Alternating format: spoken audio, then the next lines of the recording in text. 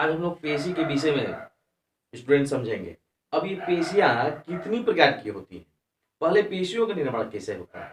पेशियां जो है सर्वप्रथम जब हम लोग का बॉडी का जब निर्माण होता है तो सर्वप्रथम पहले कोशिका, कोशिका के बाद जिसको हम लोग सेल कहते हैं इंग्लिश में सेल, उसके बाद सेल के बाद टिश्यूज, टिश्यूज बनते हैं, टिश्यूज के बाद फिर जो है आपका टिश्यूज पेशी तंत्र बनते हैं, और पेशी उत्तक के बाद अंग तंत्र बनते हैं, अंग तंत्र के बाद फिर जो है अंग बनते हैं। अब लास्ट में आता है ये पेशी। ये पेशियों का निर्माण जो पेशी उत्तक हम लोग कहते हैं, ये पेशियां जो है 3 प्रकार की होती हैं। रेखित, जो यहाँ दर्शाया रेखित, अरेखित और हृदय पेशी, जिसको इन तीनों को जो है हम लोग दूसरे भाषा में रेखित को हम लोग ऐच्छिक पेशी भी कहते हैं, और अरेखित को अनैच्छिक पेशी भी कहते हैं, और हृदय पेशी तो ये हृदय में रहेगा ही।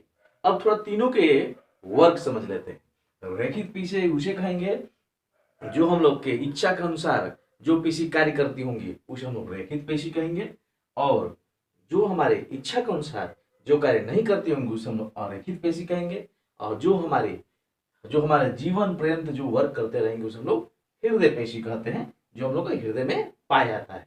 आता है प्रश्न कि जो है ऐसा कौन सा पेशी है जो जीवन भर जो है वर्क करता रहता है और लाइफ खत्म जब होती है तभी वो जो है थकता है, तो आपका जो है हृदय पेशी ही है।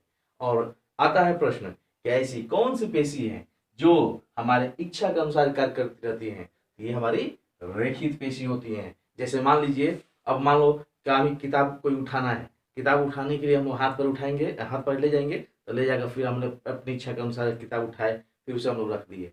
अब मान लो किसी को जो है ठोकर ही मारना है या किसी को चिकोटी ही काटना है, अब चिकोटी काटने के लिए हमारे हाथ पैर जो खुले हैं, जैसे हम लोग निर्देश देते हैं वैसे जो हमारे हाथ पैर कार्य करना शुरू कर देते हैं। ये रेखित पेशी के द्वारा होता है। अब आता है कि अरेखित पेशी। अरेखित पेशी क्या है? अब अरेखित पेशी में होता क्या है, इसको हम लोग अनैच्छिक पेशी भी कहते हैं। ये हमारे इच्छा के ऊपर डिपेंड नहीं करते हैं। जैसे मान लीजिए ये और जो है जैसे रेखित अरेखित में हो गया क्या, जैसे मान लीजिए कोई वर्क ऐसा भी होता है, जैसे मान लीजिए हृदय का धड़कना, ये भी जो है अरेखित पेशी में ही आता है, जिसको हम लोग हृदय पेशी में हम लोग कह रहे हैं। फिर हम लोग का धमनियों का जो धड़कना, ये सब अरेखित पेशी में होते हैं जिसको हम लोग का कंट्रोल नहीं होता है। मान लो अब जो है क्लास में बैठे हुए हैं और छींक आ गई, अब कितना भी रोकने का प्रयास करेंगे तो सर जी के सामने तो छींक देंगे ही, ठीक है। तो ऐसा चीज है कि जो है रोका नहीं जा सकता है। अब मान लीजिए कभी कभार ऐसा भी होता है कि छोटे बच्चे हैं और उनको जो है लघु शंका लग गई है। अब जब लघु शंका लग गई है, अब लघु शंका लगी हुई जोर से, सर मान लीजिए सर जी सर वो जो है परमिशन मांग रहा है, सर हम जाएंगे ये बाथरूम।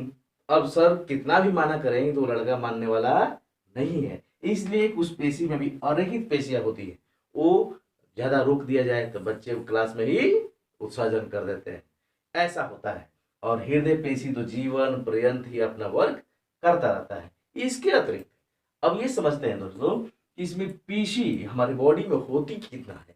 ये हमारे बॉडी के अंदर 639 पेशियां होती हैं, 639 पेशियां होती हैं, जिसमें माना जाता है विज्ञान के अनुसार कि हमारा बॉडी 40% पेशियों से ही हम लोग का बॉडी का निर्माण हुआ है। 40% हमारे पेशियों के द्वारा ही हम लोग का बॉडी का निर्माण हुआ है। अब जिसमें 400 पेशियां जो है ये हम लोग को जो है पीठ पीठ 400 पेशियां जो है वर्क तो करती हैं, जिसमें 400 रेखित पेशियां होती हैं, जो यहाँ पर मैं दर्शाया हूँ। 400 जो है रेखित पेशियां होती हैं, और 180 पेशियां जो है हम लोग को पीठ में पाई जाती हैं। इसीलिए हम लोग देखते हैं दोस्तों कि जो है बहुत से जैसे बोझा ढोना है, ठीक, तो बोड़ा ढोना है, अब बोड़े को जो हम लोग पीठ में लादते हैं अब चल देते हैं, इसका मतलब ये हुआ हम लोग को पीठ में सबसे अधिक पेशियां 180 पेशियां जो है हम लोग के वो पीठों में पाई जाती हैं, जो वर्क करती रहती हैं। फिर इसके अतिरिक्त अब ये जो है इस तरह जो है करके 639 पेशियां होती हैं जो हम लोग बॉडी के अंदर वर्क करती रहती हैं। अब दोस्तों ये समझना है कि जो है ये हृदय पेशियां जो है जीवन पर्यंत कार्य करती ही है, ठीक है। अब इस तरह करके जो है ये पेशियां हम लोग के बॉडी के अंदर ये वर्क करती रहती है। ये जो है इस पेशियों में एनर्जी, जैसे मान लीजिए हम लोग को पेशियां कभी कभी जो है थकती हैं।